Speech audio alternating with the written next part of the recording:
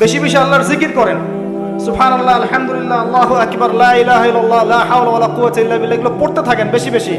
নিজের জিহ্বাটাকে জিকিরে তরতাজা রাখেন, আপনার মনটা পবিত্র থাকবে ইনশাআল্লাহ। এবং কম কথা বলেন, আল্লাহর কাছে বেশি বেশি দোয়া করতে শেখেন, সেজদায় বেশি বেশি দোয়া করেন, রোজা রাখলে বেশি বেশি দোয়া করেন, শেষ রাত্রে দোয়া করেন, আযান ইকামতের মাঝখানে দোয়া করেন, জুমার দিনে দোয়া করেন, আপনার কোনো ভালো কাজ করার পরে দোয়া করেন, গোপনে কোনো সৎ কাজ করেছেন এখন দোয়া করেন, দান সাদাকা করেছেন দোয়া করেন, ইত্যাদি। এরকম অনেক সময় আছে যখন দোয়া করলে ডাইরেক্ট কবুল হয়ে যাবে ইনশাআল্লাহ। বেশি বেশি দোয়া করেন, তাজকিয়া হবে। আর একটু কম খান, একটু কম ঘুমান, একটু কম মানুষের সাথে মেশেন। যত বেশি মিশবেন তত মনটা মরে যাবে। কিন্তু বিনা প্রয়োজনে বাড়ির বাইরে বের হয় না। আরেকটা কথা বলবো, আল্লাহর জন্যে, আল্লাহর কথা স্মরণ করে, নিজের পাপের কথা স্মরণ করে কান্নাকাটি করতে শেখেন, মন নরম হয়ে যাবে ইনশাআল্লাহ। তখন গিয়ে আপনার কলবে আল্লাহর নূর আসবে। এই নূর দিয়ে আপনি তাই দেখবেন যা সবাই দেখতে পারবেন। ওই নূর দিয়ে আপনি এমন কিছু শুনবেন যা সবাই শুনবে না। ওই নূর দিয়ে আপনি এমন কিছু উপলব্ধি করবেন যা সবাই উপলব্ধি করতে পারবে না। আপনি খিদির আলাইহিস সালাম হতে পারবেন ইনশাআল্লাহ আযজা ওয়া জাল। যিনি বুঝতে পারছেন নৌকা কেন ফোঁটা করতে হলো, যিনি বুঝতে পারছেন বাচ্চাকে কেন হত্যা করা হয়েছে, আর যিনি বুঝতে পারছেন দেয়াল কেন নির্মাণ করা হয়েছে, এটাকে মুসা আলাইহিস সালাম বুঝতে পেরেছিলেন? এই গল্প কোথায় আছে? কোন সূরায় আছে?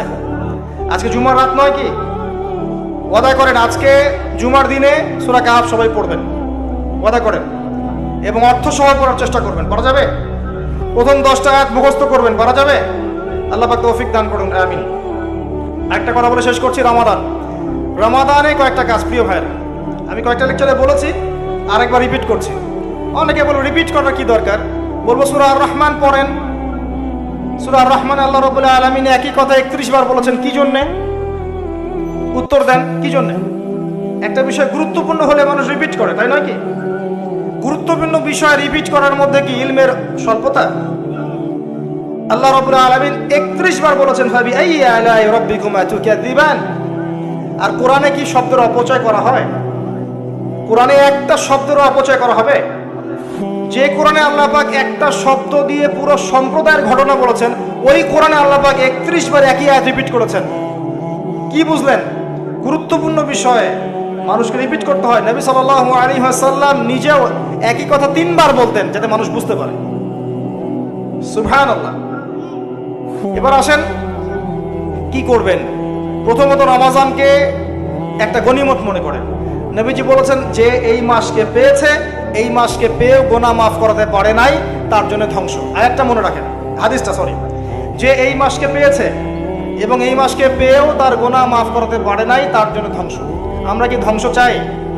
কিভাবে এই মাসে গুনাহ মাফ করাবো? প্রথমত আমাদের আমলনামার হিসেব করতে হবে যে আমার কি কি পাপ আছে। মনে করার চেষ্টা করতে হবে আমার কি কি পাপ আছে, কি কি মনে পড়ছে, আমি জীবনে কি কি বড় বড় পাপ করেছি। এইগুলোর জন্য আল্লাহর কাছে ক্ষমা চাইতে হবে, মুখলেস ভাবে, খালেস ভাবে বলতে হবে আস্তাগফিরুল্লাহাল্লাযী লা ইলাহা ইল্লা হুয়াল হাইয়ুল কাইয়্যুম ওয়া আতুবু ইলাইহি। নিজে চোখের পানি ছেড়ে দিতে হবে। ইনশাআল্লাহ আল্লাহ পাক আপনার সমস্ত গুনাহকে মাফ করে নেকি দিয়ে পরিবর্তন করে দিবেন ইনশাআল্লাহ। এটা সূরা ফুরকানের মধ্যে আছে, ইল্লা মান তাবা ওয়া আমানা ওয়া আমিলা আমালান সালিহান ফাউলাইকা ইউবাদদিলুল্লাহু সাইয়্যাতিহিম হাসানাত। আছে না?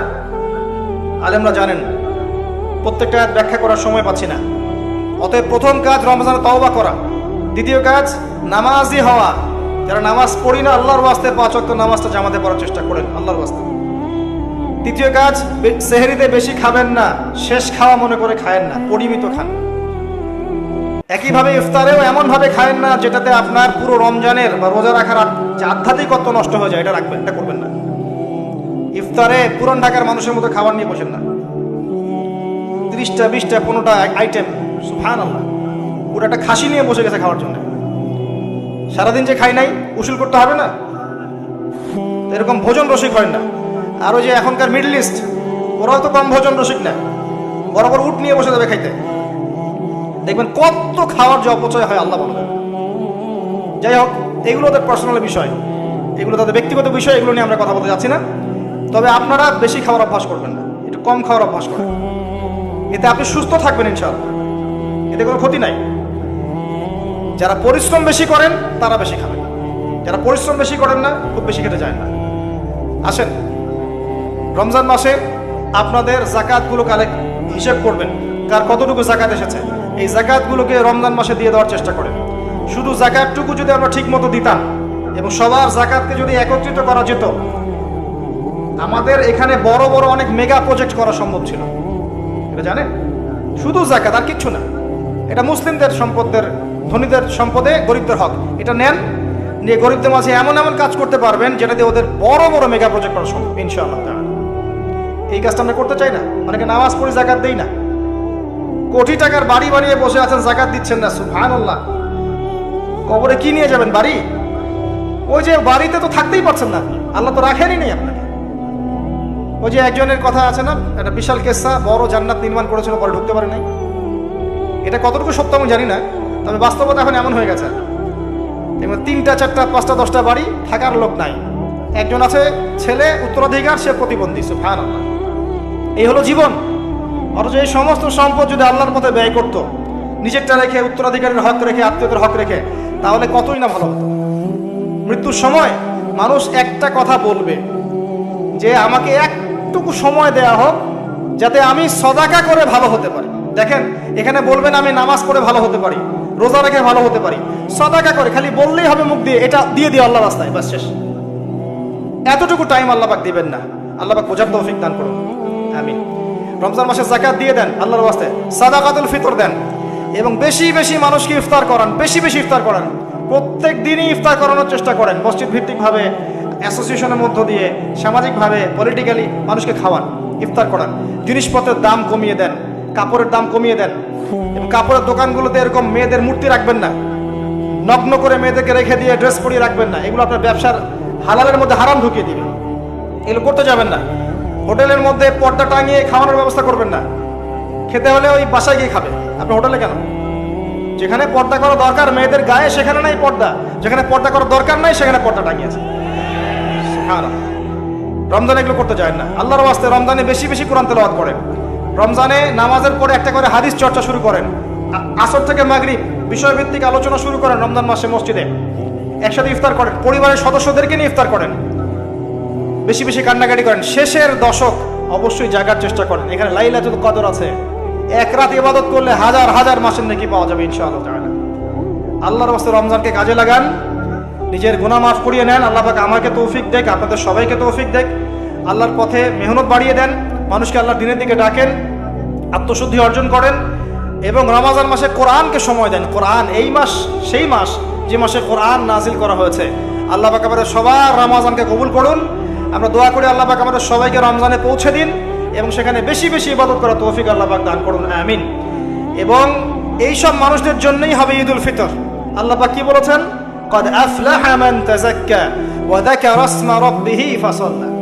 ঈদের দিন যারা তাকবীর দিতে দিতে আল্লাহু আকবার লা ইলাহা ইল্লাল্লাহ আল্লাহু আকবার ওয়ালিল্লাহিল হামদ পড়তে পড়তে ঈদগাহে গেছে, সারা মাস রোজা রেখেছে, তারাবি পড়েছে, তাহাজ্জুদ আদায় করেছে, বা কিয়ামুল লাইল করেছে, কোরআন তেলাওয়াত করেছে, সাদাকা দিয়েছে, ইফতার করিয়েছে, আত্মশুদ্ধি অর্জন করেছে, এই মানুষগুলোর জন্যই হচ্ছে এই খুশি, অন্য কারোর জন্য ঈদের খুশি নয়।